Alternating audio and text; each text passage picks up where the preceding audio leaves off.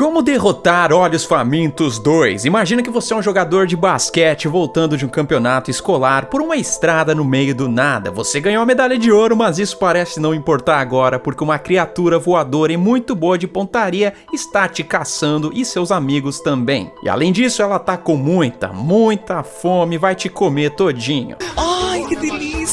Se você é novo no canal, confere o vídeo anterior, cujo link tá na descrição desse aqui, onde eu falo em como derrotar o primeiro Olhos Famintos. Porque assim você vai entender como essa história se originou. E se você quiser evitar que o Creeper venha atrás de você, se inscreve no canal, dá um tiro no botão do sininho, ativando todas as notificações e principalmente dá uma lambidinha nesse botão do like. Isso ajuda o canal a alcançar mais pessoas, permitindo que o canal continue existindo. Redes sociais na descrição do vídeo. O filme começa com o moleque colocando espantalhos numa fazenda. Ele fica encarando o Creeper por vários minutos, mesmo sabendo que ele não tinha plantado aquele espantalho ali. Mas o que é isso? Se fosse eu, teria saído dali correndo o mais rápido possível e não ficaria mantendo contato visual. Uma perseguição se inicia no milharal quando o pai e o irmão do moleque vão correndo atrás dele enquanto o Creeper o arrasta. O pai tem uma 12 de cano duplo com longo alcance e o filho dele tá praticamente deitado. Qualquer pai desesperado iria apontar o trabuco na cara daquele monstro. Contudo, o moleque é levado e pai e irmão embarcam numa caçada por vingança. Enquanto isso, a gente vê um ônibus escolar com o time de basquetebol voltando de um campeonato quando de repente um dos pneus fura e uma coisa muito curiosa acontece.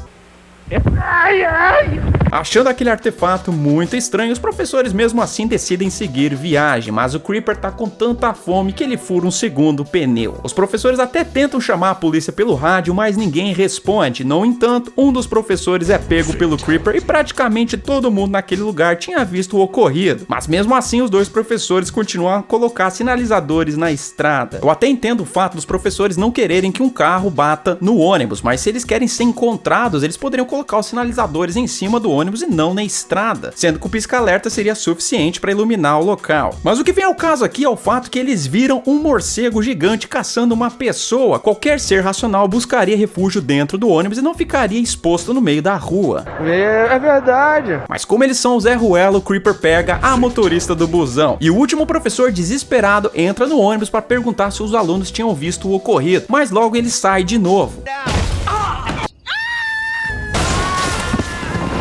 Sem professores por perto, a galera se liga que a treta é brava e é aí que eles começam a tomar uma coleção de ideias estúpidas, como falar alto e colocar a cabeça em lugares vulneráveis. Contudo, uma das meninas tem uma visão onde ela descobre toda a história do Creeper e que além disso ele hibernaria no próximo dia. Tudo que eles tinham que fazer daquele momento em diante era isolar as janelas com seus casacos, dificultando a visibilidade pelo lado de fora. Você pode até pensar que o Creeper fareja as pessoas que ele escolheu, mas se tiver muita gente aglomerada, ele tem dificuldade para distinguir a caça das outras pessoas. E isso é bem explicado no primeiro filme, quando ele não consegue se decidir entre os dois irmãos. Portanto, depois de isolar as janelas, todos eles deveriam ficar deitados no chão, evitando que o Creeper tivesse como pegá-los pelos buracos da fuzilagem do ônibus. Além disso, a maioria da galera ali é atleta, portanto eles poderiam mascarar o cheiro deles, aplicando o desodorante que eles provavelmente guardavam em suas bolsas. E se nada disso fosse suficiente, é bom lembrar que as meninas apareceram numa cena anterior fumando, indicando que elas tinham isqueiros. Se você for no mínimo inteligente, sabe que um aerosol com fogo vira um lança-chamas genérico.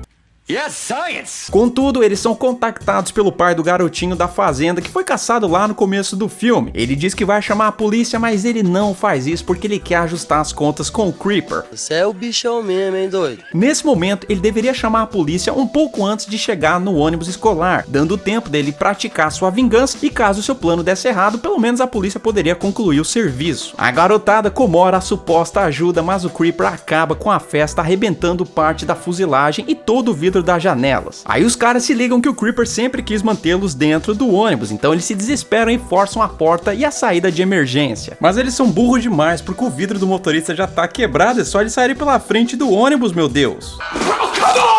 Mesmo assim, a fuselagem ainda aguentaria caso eles, por exemplo, tivessem feito um sistema genérico de estacas com barras de metal que estão soltas no corredor do ônibus. Assim, se o Creeper tentasse entrar, eles teriam um sistema de defesa. Sair daquele ônibus significa a morte, pois eles sabem que o bichão voa e praticamente é invulnerável. Além disso, não tem nada por perto que eles poderiam usar como esconderijo. Parte da asa do Creeper perfura o teto do busão e um dos moleques que havia sido escolhido para ser a ceia do monstro fica bem embaixo dela. Qual é o problema dessas pessoas? Bem louco! Mano, esse realmente merecia ter virado presunto. O Rodrigo Wilbert genérico consegue abrir uma das portas e fala que a galera que havia sido escolhida pelo Creeper tinha que sair dali porque isso salvaria o resto do grupo. O que até seria um bom plano caso o Roberto Wilbert não fizesse parte do cardápio do dia. É também dito no filme que o ônibus ainda estava funcionando e que aguentaria mais alguns quilômetros andando mesmo com 2 pneus furados. Eles poderiam ter pelo menos tentado andar mais alguns quilômetros e fazer contato com a polícia pelo rádio novamente. Mas isso não importa, porque praticamente todo mundo decide procurar uma fazenda para se abrigar e não bastando isso, a namorada do Rodrigo Wilbert fica discutindo a relação no meio da estrada. E para piorar, o resto do grupo fica assistindo o caso de família. Porra, pelo amor de Deus. Se vocês já fizeram a besteira de sair do busão, pelo menos sai correndo o mais rápido que vocês puderem. É então que o Creeper passa a caçar um por um. E se fosse eu, sabendo que o monstro disparava os bumerangues doidos, correria em zigue-zague no meio da galera fazendo de escudo humano. O monstro então acerta uma faca na mão do Rodrigo Wilbert, que logo depois é levado. Mas para salvação de todo mundo, o fazendeiro chega na situação e acerta um arpão nele. Com a ajuda de seu filho, eles tentam trazer o monstro pro chão, mas a força dele é tamanha que a caminhonete quase voa. Nesse momento, o moleque que tá dentro do ônibus deveria ter dado ré e usado o freio de mão do ônibus para segurar o outro veículo e assim derrubar o Creeper. Mas como eles são um bando de cabaços, a caminhonete vira e o Creeper parte atrás de outros 3 jovens que haviam achado um carro. Entrando nesse carro, um dos jovens está no cardápio do Creeper e em vez dele ir do lado do motorista e colocar a garota no seu colo, ele vai na caçamba onde ele fica muito mais vulnerável.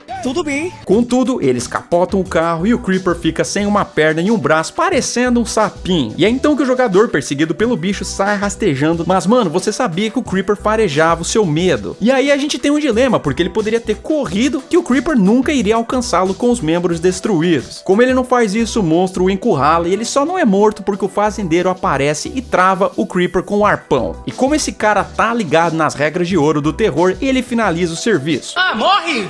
Diabo! Bom, pelo menos pelos próximos 23 anos, já que essa praga nunca morre. O filme então dá um pulo para 23 anos no futuro e a gente descobre que o fazendeiro e seu filho cobram das pessoas para visitar o corpo do Creeper hibernando. O dono do local está muito ansioso para que o monstro desperte dali a 2 ou 3 dias. E isso não faz sentido nenhum, já que ele tá bem mais velho e não consegue mais andar direito. Ele tinha várias opções durante 23 anos para acabar com o rastro de destruição do monstro. Ele poderia ter congelado o monstrão ou feito a coisa mais sensata, que era desmembrar o corpo do Creeper e colocar as partes em baús e jogá-los em diferentes lugares do mar. Se ele é imortal, pelo menos isso evitaria que ele continuasse importunando as pessoas. No entanto, a gente vai ter que esperar o lançamento de Olhos Famintos 4 Reborn, que com sorte chega ao serviço de streaming no final deste ano. Eu já lancei 2 vídeos falando sobre todos os detalhes do filme e eu vou deixar esses links na descrição deste vídeo.